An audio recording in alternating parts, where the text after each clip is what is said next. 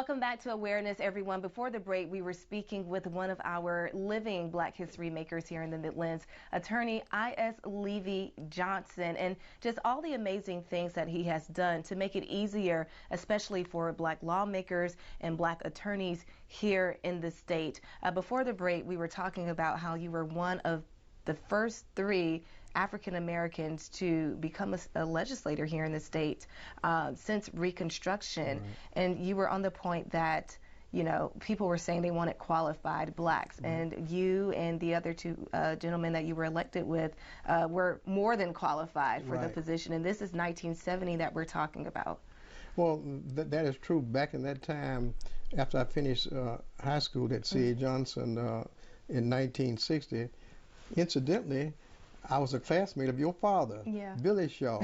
And then I enrolled at the University of Minnesota to get an associate in mortuary science degree in 1962.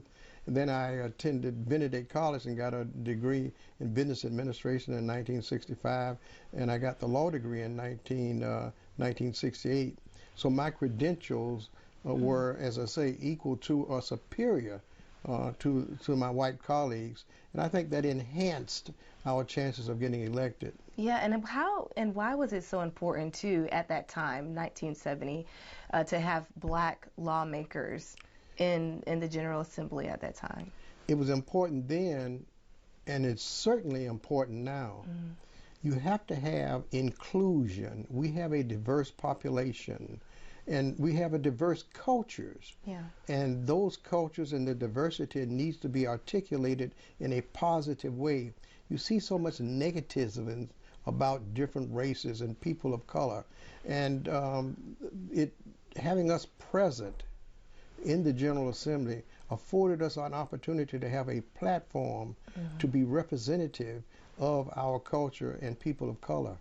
When you look ahead at, you know, what's happening now in 2023, and you see that you have Black judges, you see that you have Black attorneys. I remember there was an interview, I believe Johnny Cochran did, where he referred to himself as the I.S. Leevy Johnson of Los Angeles. I mean, Johnny Cochran, who everyone knew from representing O.J. Simpson.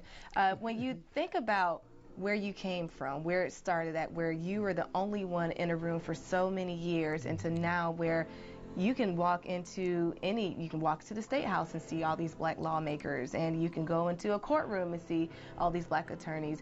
What does that do for you? It still causes great concern. You take, for example, we have 2 retiring circuit judges, Casey Manning and the judge who is presiding over the trial, the Murdaugh trial. Judge Clifton Newman. Judge Clifton Newman. And they were up, their seats have been, they have been replaced by white judges. So we've lost those 2 judges. We've lost about 4 or 5 Black legislators last year. I am concerned that in 2023, too many African Americans are suffering from an illusion of inclusion. They think that we have achieved a lot, but there's still a lot remaining to be done. Because white supremacy and these white races out there, they are combating the progress of people of color every day. Notice that I use the expression people of color. I never use the word of minority, because so many people think that minority is a synonym for inferiority. And I don't believe that God created any superior race, and I know He did not create any inferior race. And statistically, at one point in time, if people wanted to be technical, to describe, you know, the Black community or people of color, people said minority, but the Black race, there's so many more people now in the United States, so that is not even accurate to be using at this time, but you're right.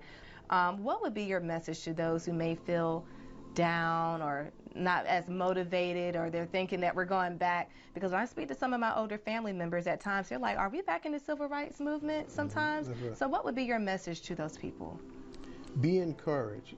Keep the faith. I believe that is always going to be a battle to improve the quality of life for everyone. And everyone must make an individual and a collective commitment to improving the quality of life for everyone.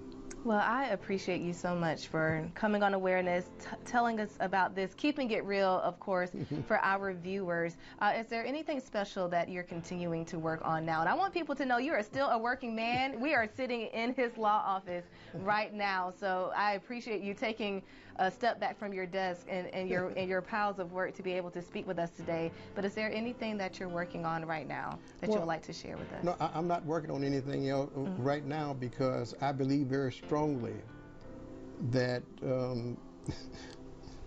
others need to take on the battle right now. Yeah. And I believe that if I'm still occupying the seat, I'm blocking some of these more energetic and more talented people. So I'm trying to move over to afford them an opportunity to contribute and to benefit like I have. And pass the torch.